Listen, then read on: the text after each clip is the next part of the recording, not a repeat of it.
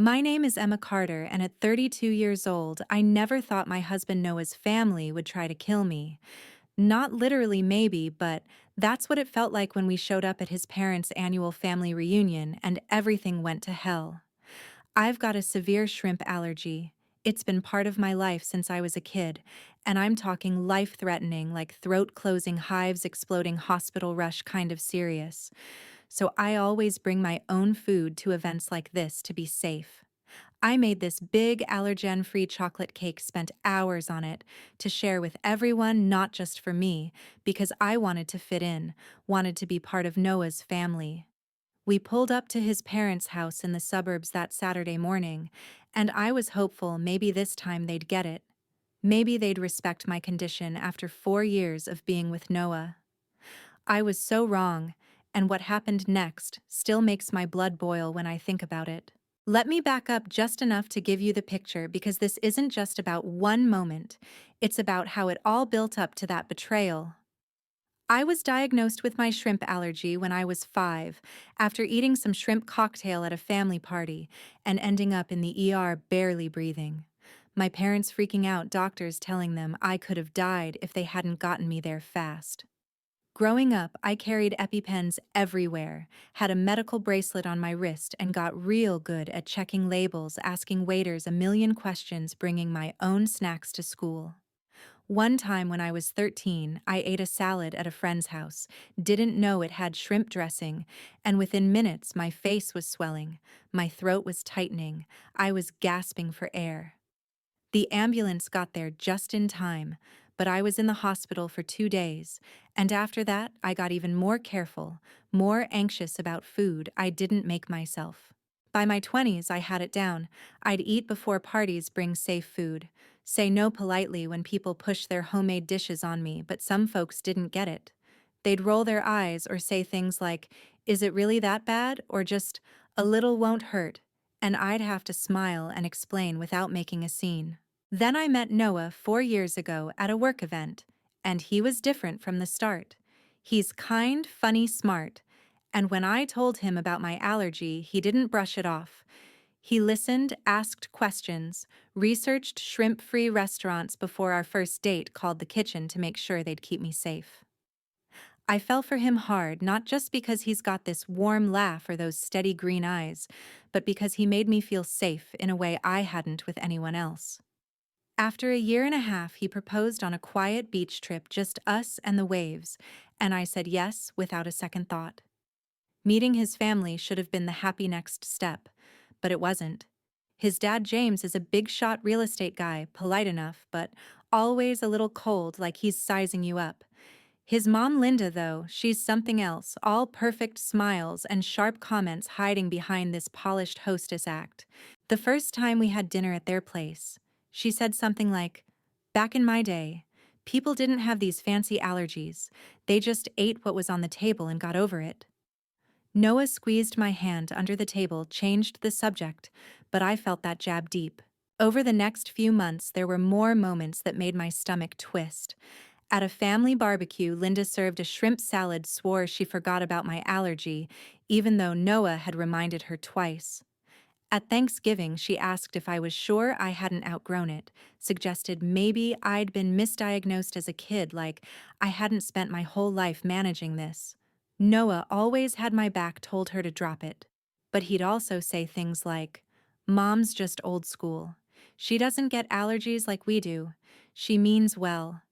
I wanted to believe him, wanted to keep the peace, so I'd smile, bring my own food, try to bond with Linda over other things like gardening or her book club. But she'd keep making these digs. Once I overheard her telling Noah's aunt some people just want to be special, they love the attention of everyone, catering to their little problem. I pretended I didn't hear, kept my head down, but it hurt, knowing she thought my allergy was some kind of act. So, when we got the invite to the annual Bennett family reunion at their big suburban house, I saw it as a chance to reset, maybe win some of them over. I spent all week prepping that chocolate cake, used special ingredients to make it safe for me, but also delicious for everyone else, because I wasn't just trying to survive the day, I wanted to belong. Noah and I talked strategy on the drive over. He promised to stick close, said, "It'll be fine. Ava's gonna be there with her kids. And, you know, she loves you." Ava's his sister, and she's been amazing from day one, always checking in, making sure I'm okay at these events. I felt good walking into that backyard, clutching my cake container, ready to face the crowd. There were maybe 40 people there, tables set up with fancy linens, a bar in the corner, music playing, cousins, uncles, aunts, all mingling like it's some perfect family ad. Noah's cousin Claire spotted us. First came over with a big hug, said, "Emma, that cake looks amazing. People still talk about your lemon bars from last Easter." Her warmth made me relax a little, like maybe this could work. Then Linda showed up all dressed up like she's hosting a gala, not a family barbecue. She kissed Noah's cheeks, turned to me with this tight smile. Said, "Emma, you brought your special food again. Don't you worry, I've got plenty for everyone." Her tone was so fake it made my skin crawl like she was already dismissing me. Noah jumped in, said it's just dessert. Mom Emma made it for everyone, and Linda just raised an eyebrow, said how thoughtful. But my coconut cream pie's been a family favorite for decades. I doubt anyone'll have room. I bit my tongue, set my cake on the dessert table with the other sweets, made a mental note of where it was so I could grab it later. James came over next, barely looked at me, just said, "Grab a drink, dinner's soon," and walked off whispering something to Linda that made her glance back at me with this weird smug look. I told myself to ignore it. Focus on the family members who were actually nice, like Ava, who pulled me into a hug, warned me, "Linda's in a mood today, so watch out." Dinner started, and we were stuck at the main table right across from James and Linda, which was the last place I wanted to be. Linda went on and on about her recipes, how she spent days cooking for the family, how every dish was a tradition, and I noticed her leaning over to James every few minutes, whispering something while looking at me.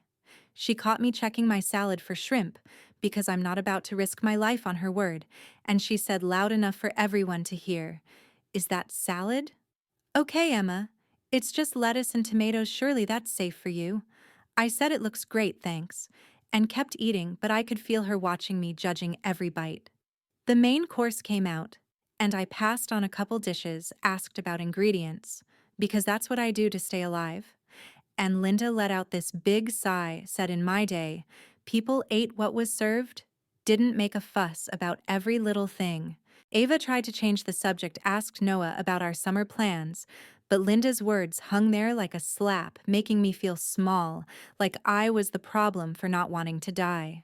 That's when it hit me, this wasn't just her usual passive-aggressive nonsense. Something felt off, something deliberate.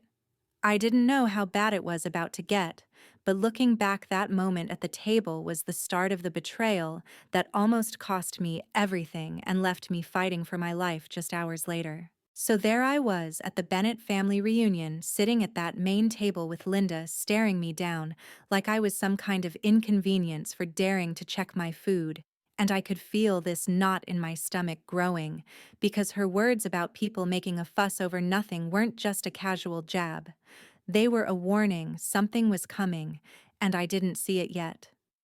The meal went on with everyone chatting, passing dishes around, kids running to the dessert table to sneak cookies, and I tried to focus on Noah's cousin Ethan, who was asking me about my new job in marketing because it was a safe distraction from Linda's glares. But every time I passed on a dish or asked if something had shrimp in it, Linda would make this little huff or roll her eyes loud enough for the whole table to notice, and I could see James, her husband, nodding along like he was in on it too. Noah kept his hand on my knee under the table, whispering, "It's okay, just ignore her." But it wasn't okay, because I was starting to feel like I was on trial for existing, for having an allergy that could kill me if I wasn't careful. Then dessert time rolled around, and that's when things started to spiral. I'd been looking forward to sharing my chocolate cake because I'd worked so hard on it, not just to have something safe for me, but to show everyone I could contribute, I could be part of this family. I stood up to grab it from the dessert table where I'd left it next to Linda's precious coconut cream pie and some other sweets. Noah's cousin Mia was there with her husband Lucas, and they smiled, said, "Emma, is that your cake? It looks incredible, we can't wait to try it." And I felt this tiny spark of hope, like maybe not everyone saw me as the problem. A few others gathered around Ava's kids were pointing at my cake, excited to have some, and I was about to cut a slice when Linda swooped in like she'd been waiting for this moment. She plopped her pie right in the center of the table, practically pushing my cake aside, and said, "Here's the real dessert, the one everyone's been waiting for. My mother's recipe, a Bennett tradition for 30 years. Nothing else comes close." Her voice was so smug, so deliberate. And then she turned to me with this fake pitying smile, said, "Emma, it must be so hard making your little safe desserts with all those substitutions. It's just not the same. Is it such a shame you miss out on real flavors because of your fancy allergy?" I froze because that wasn't just a comment. It was a public humiliation in front of 40 people, and I could feel my face burning as some relatives looked away. Awkward, others nodded like they agreed with her. My allergy wasn't fancy. It was a medical condition that had sent me to the ER more times than I could count, but to Linda it was a choice, a way to get attention, and she was making sure everyone knew it. Noah's voice cut through the haze. I heard him arguing with her quietly, saying, "Mom, that's not fair. Emma's cake is for everyone. Stop making this a thing." But Linda just waved him off. Said, "Oh, Noah, don't be so sensitive. I'm just stating facts." I mumbled something about needing the bathroom and bolted inside because I couldn't stand there another second with everyone staring at me like I was some fragile drama queen.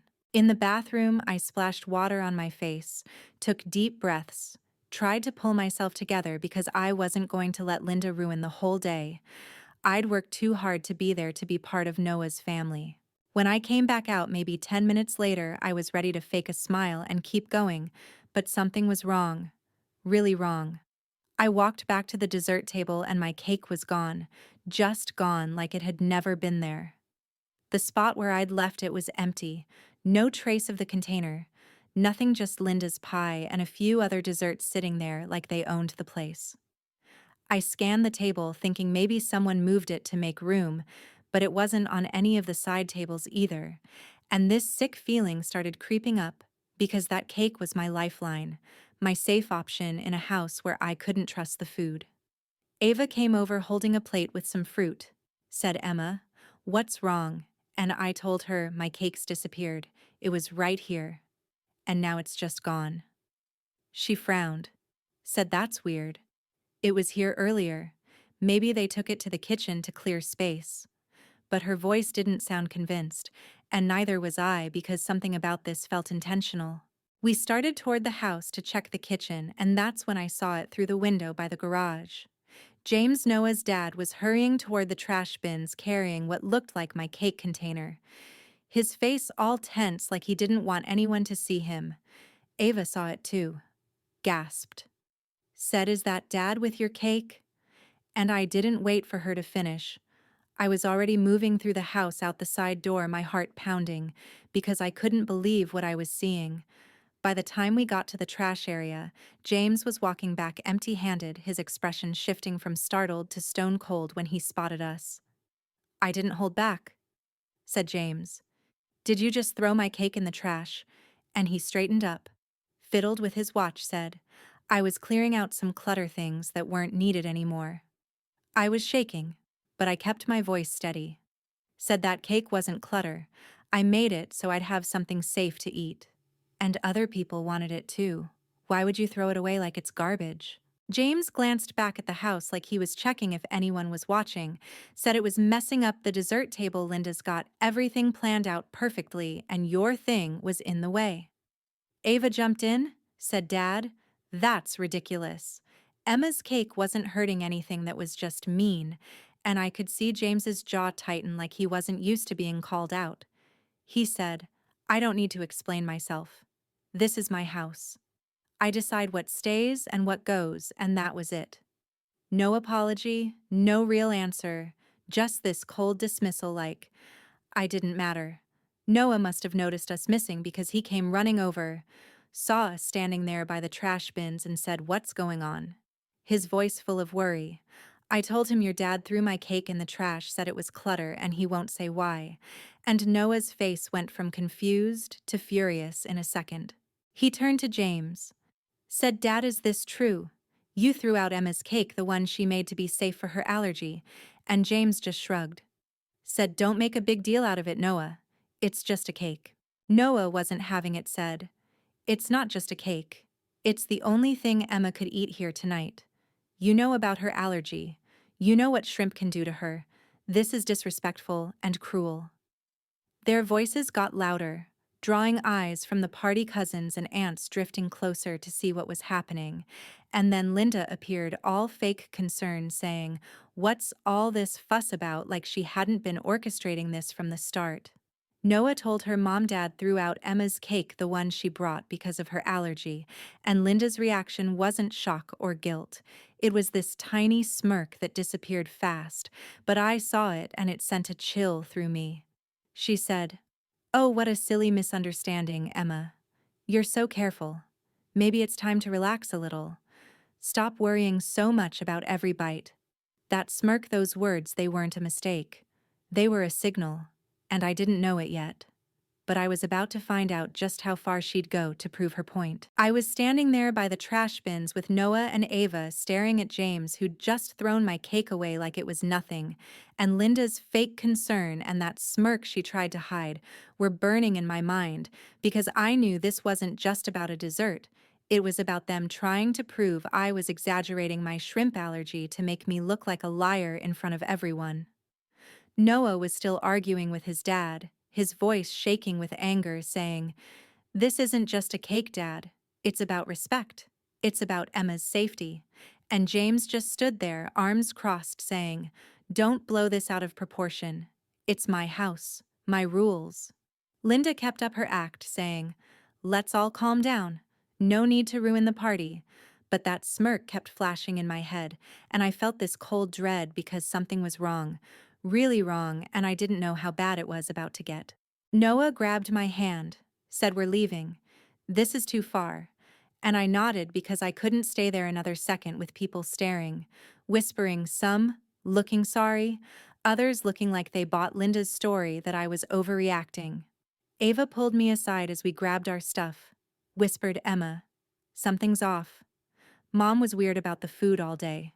Call me later, okay?" And I promised I would. But all I wanted was to get out of that house, away from those people who made me feel like my life didn't matter. We got in the car, and Noah was quiet, gripping the wheel so hard his knuckles were white, and I was trying to process everything, the cake, the smirks. The way James and Linda acted like I was the problem for having an allergy that could kill me.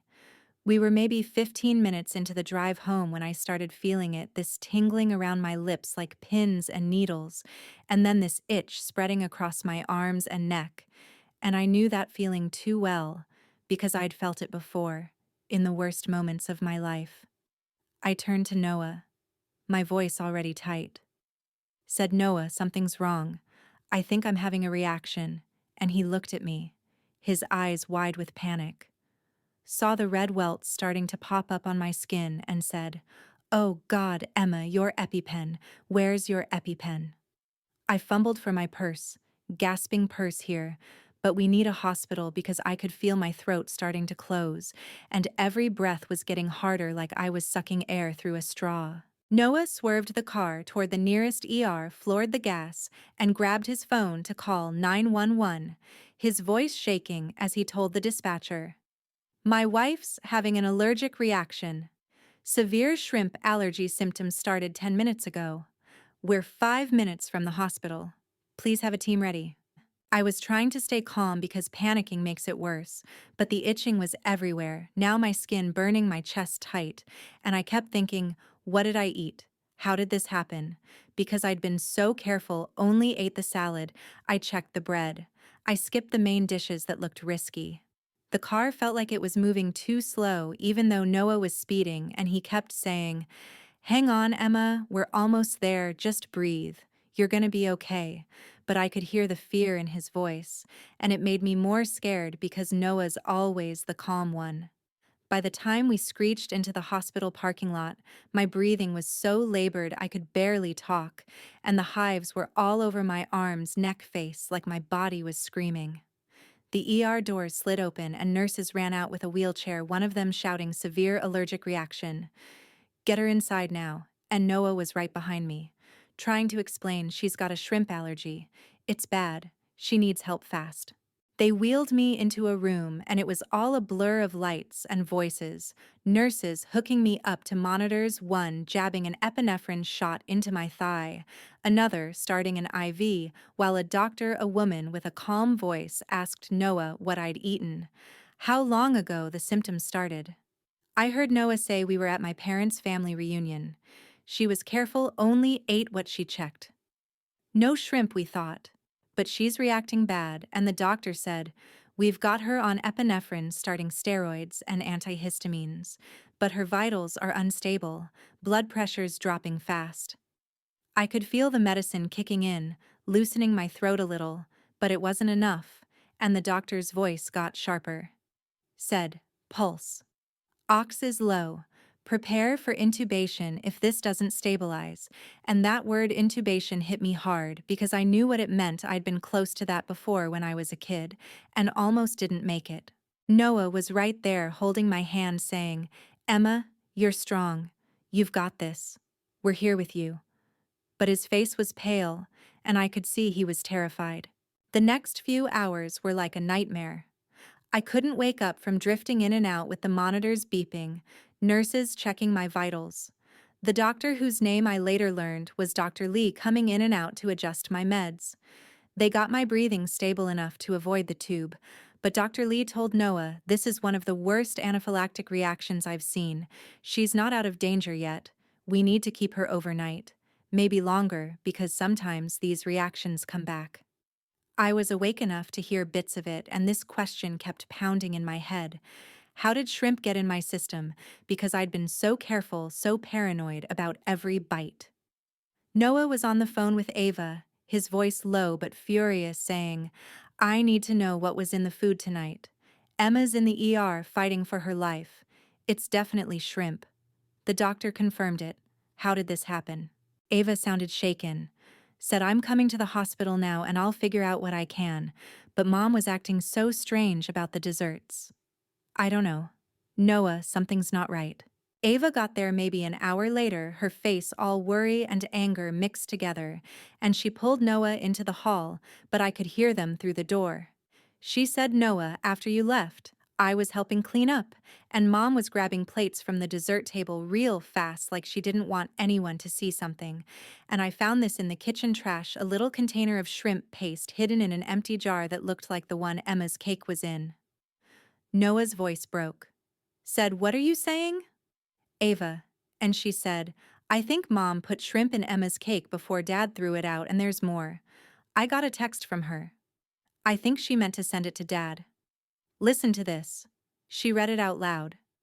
Crisis averted. She left early, no real harm done. Maybe now she'll stop making a fuss about this allergy nonsense and Noah will see. I was right all along. Noah gasped. Said Mom wrote that she did this on purpose, and I could hear the shock in his voice turning to rage because his own mother had tried to poison me to prove a point. Dr. Lee came back to check on me, overheard them, and said, Wait, are you saying someone deliberately gave her shrimp knowing about her allergy? And Noah nodded, his face gray. Said my mom, we think she put shrimp in Emma's food. We have a text proving it. The doctor's calm cracked for a second. She said, that's not just reckless. That's assault. We found shrimp protein in her blood work. If you hadn't gotten her here so fast, she could have died within minutes. That word died landed like a punch, because it was real. I'd been seconds from not making it, and Linda did it on purpose. Not because she didn't understand allergies, but because she thought I was faking, thought she could teach me a lesson.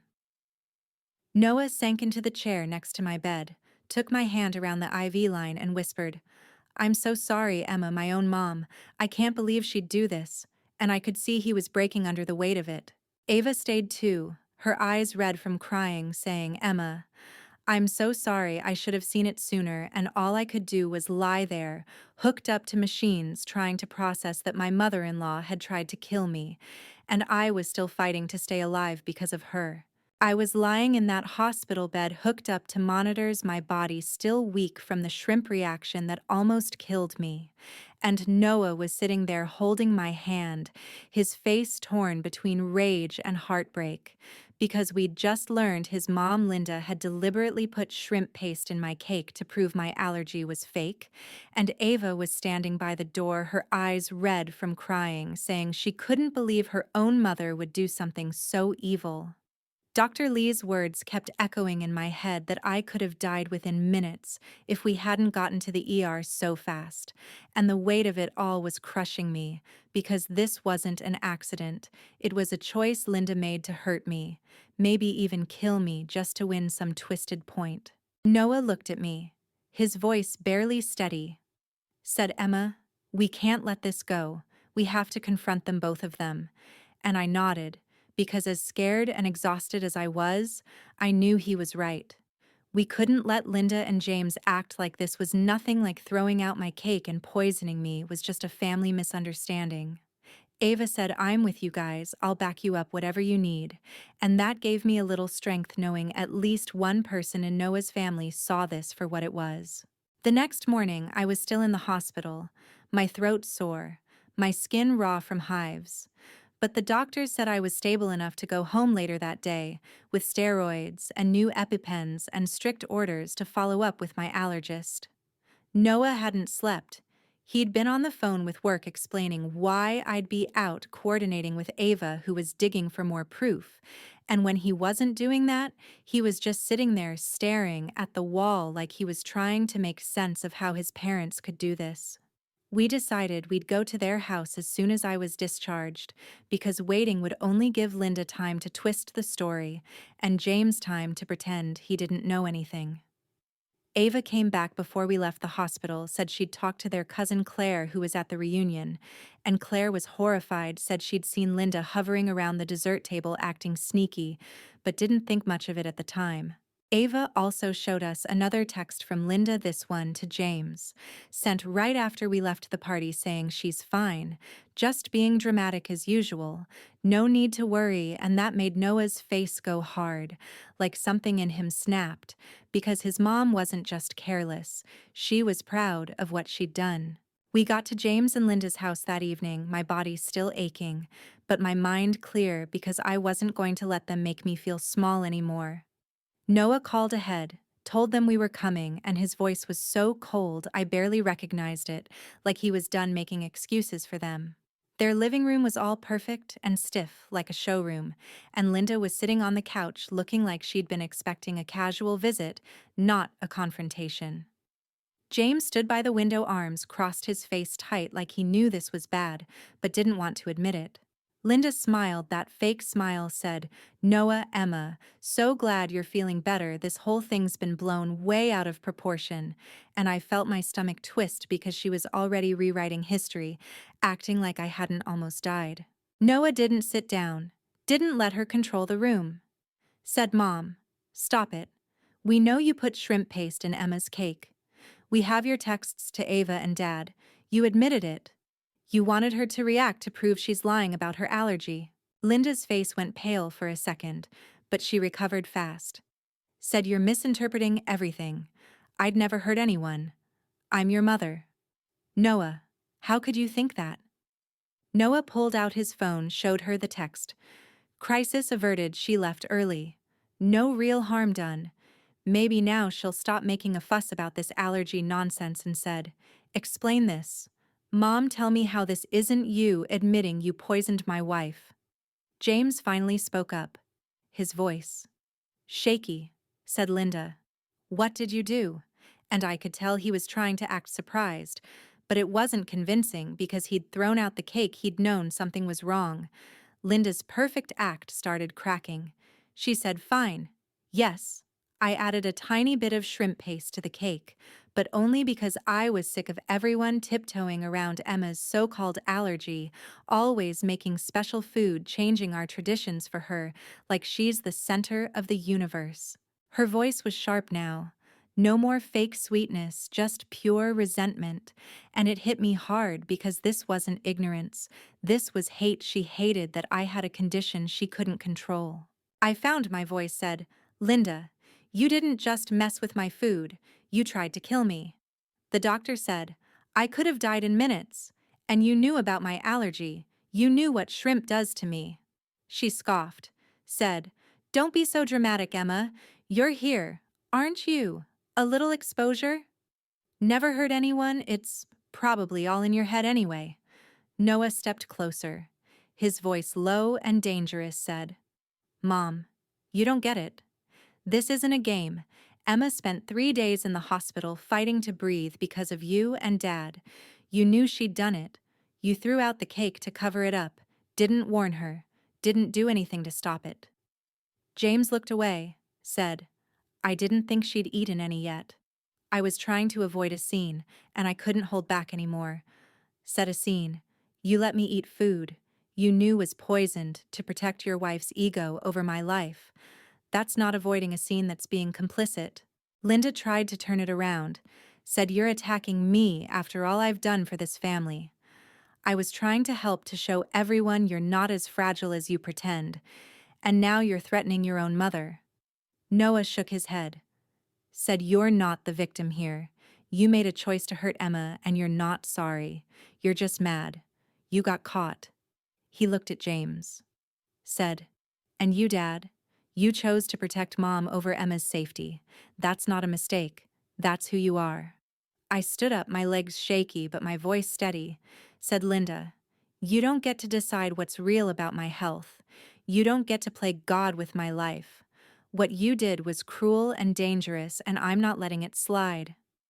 Noah took my hand, said, "We're done here until you both admit what you did and show real remorse.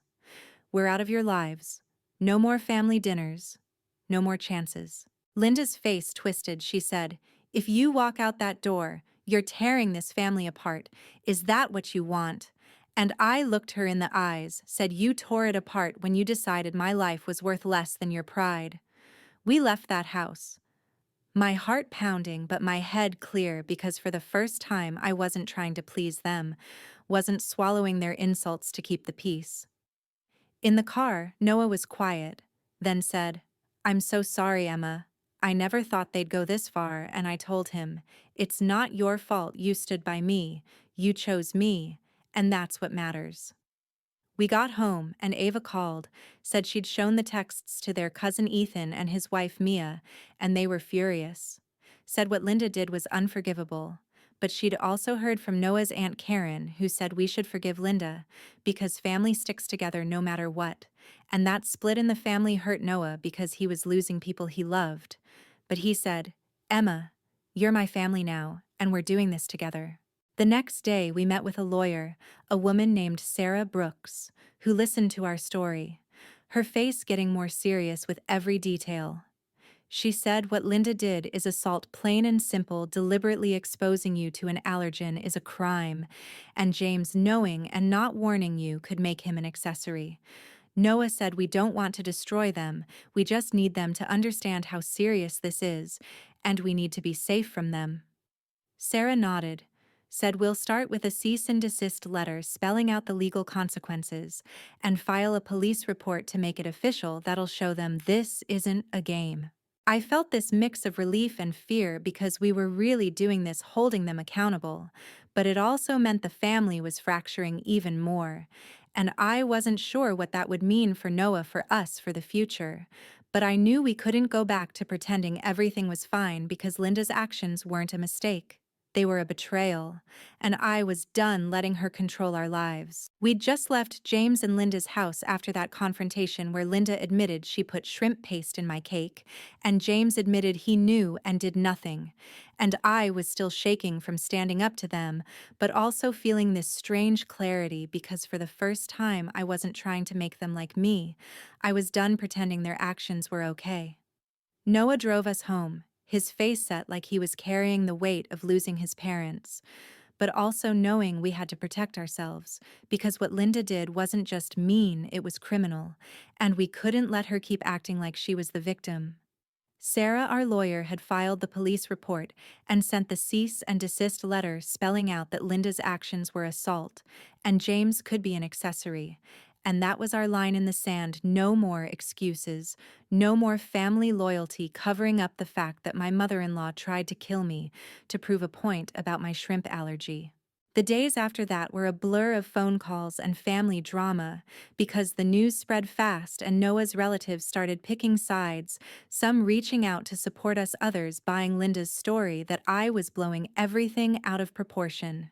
Ava was our rock, calling every day with updates on the family fallout, saying cousins like Ethan and Mia were on our side, telling everyone what Linda did was unforgivable, but others like Noah's Aunt Karen and his grandma Ellen were defending Linda, saying she didn't mean any real harm and we should forgive her because family comes first. Ava said Linda was telling people I'd overreacted, that my hospital stay was just me being dramatic, and she even sent a group email to the family claiming she was only trying to help Noah see I was controlling him with my fake allergy. And that made me so angry because I wasn't controlling anyone, I was just trying to stay alive. Noah's phone kept buzzing with messages some cousins sent. Apologies, said they had no idea how serious allergies were. Others, like his Uncle Tom, left voicemails saying we should keep this quiet, settle it privately, because airing family business was shameful. Noah listened to those messages, his face getting harder each time, and said, "Emma, they don't get it. They think this is about feelings, not about you almost dying," and I knew he was hurting losing people he'd grown up with. But he never wavered, always said, "You're my priority. We're in this together." About a week after the confrontation, Sarah called us in for another meeting, said the police had interviewed Ava, who gave them the texts, and Dr. Lee, who confirmed my reaction was life-threatening, and the blood work showed shrimp protein clear as day. She said the district attorney looked at everything, the texts, the medical records, the witness statements, and decided there was enough to charge Linda with assault because deliberately giving someone an allergen isn't a prank, it's a crime.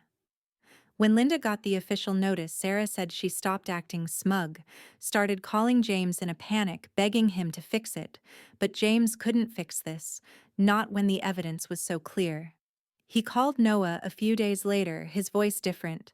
Not the confident businessman anymore, but someone scared, said, "Your mom's facing real consequences now, she could go to jail, is that what you want?" Noah didn't flinch. Said what I wanted was for Mom to admit what she did and apologize for putting Emma's life in danger, but instead, she's lying to everyone saying it was nothing, and that's why we're here. Dad, because she won't take responsibility. James tried again, said, "Please tell us what to do to make this right." And Noah said, "You start by owning your part. You knew and you hid it. That's not love, that's cowardice." The legal stuff moved fast after that, and about 4 months later, Linda was in a meeting with the district attorney. Her lawyer looking nervous because the case against her was strong. The texts alone were damning, and she couldn't talk her way out of it. She took a plea deal, no jail time but 6 months probation, 200 hours of community service with an allergy awareness group, and mandatory classes on food allergies and their dangers. When Ava told us the news, she said Linda was shaken, like she finally realized she couldn't control this anymore, but she still wouldn't apologize, still told people she was misunderstood, not wrong. The family split got worse after the plea. Relatives like Karen stopped talking to us, said we'd ruined Linda's life, but others like Claire and Ethan started reaching out more, bringing their kids over for dinner, saying they were sorry they hadn't seen Linda's behavior for what it was sooner. Noah's grandma Ellen called once, left a voicemail saying she hoped we'd come around because Linda was just trying to help, but Noah deleted it, said, "I can't keep listening to people who think almost killing you is help." The whole thing took a toll on me in ways I didn't expect, because it's one thing to survive an allergic reaction, but another to know someone you trusted tried to hurt you on purpose. I started having nightmares, waking up, gasping like I was back in the ER, my throat closing, and I'd lie there in the dark trying to shake the fear that it could happen again. Noah noticed I wasn't sleeping.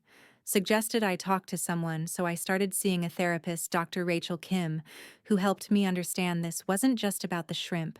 It was about betrayal, about losing my sense of safety in the world. She said, when someone close to you hurts you deliberately, it shakes everything you thought you knew. And we worked on rebuilding that trust, starting with the people who showed up for me, like Noah and Ava. Noah came to a few sessions with me, and it made us stronger because we were facing this together, not just as husband and wife, but as partners who'd been through hell and come out the other side. Something unexpected came out of all this too, because a few months after the hospital, I started a support group for people with allergies who'd been dismissed or doubted by family or friends. It began small, just me and four others in a community center talking about our experiences. But it grew fast, and by the end of the year, we had 30 people meeting monthly, plus an online group where people shared stories about relatives who didn't believe them, or coworkers who thought it was funny to test their allergies. Hearing those stories made me feel less alone, like it wasn't just me, Linda targeted, it was a bigger problem, people not taking invisible conditions seriously. Noah said, "You're turning something awful into something good, Emma. You're helping people." And that meant a lot, because it gave me purpose, a way to take back some control. A year after the reunion that changed everything, Noah and I were hosting our own holiday dinner, not at his parents' house, but at ours with Ava and her kids, Claire and Ethan and their families, and my parents, who'd flown in from Oregon to support us. We made sure every dish was labeled safe for everyone. No shrimp, no stress, just good food and real laughter. And it felt so different from Linda's tightly controlled gatherings where I was always on edge. Noah looked around the table, said, "This is what family's supposed to be, people who care, who make you feel safe." And I nodded because he was right. We'd built something new, something better. James reached out a few times after Linda's plea deal, sent emails saying he was sorry for not warning me about the cake. Said he'd been wrong to protect Linda, but Linda herself never apologized, never admitted she'd crossed a line, and that hurt Noah because he'd hoped for something, anything to show she cared. Looking back, I learned some hard truths about family, about how some people will never accept your needs no matter how real they are, and that's painful, especially when it's your husband's parents. I learned, standing up for your safety isn't being difficult, it's survival. And the people who love you will back you up. No questions asked. Noah and I came out stronger because he chose me every time, even when it cost him his parents. And that kind of love is rare and worth everything. The scars from Linda's betrayal are still there, and I don't know if they'll ever fully heal, but I'm not afraid anymore, because I've got people who believe me, who respect me, and a life we're building on our terms, not hers.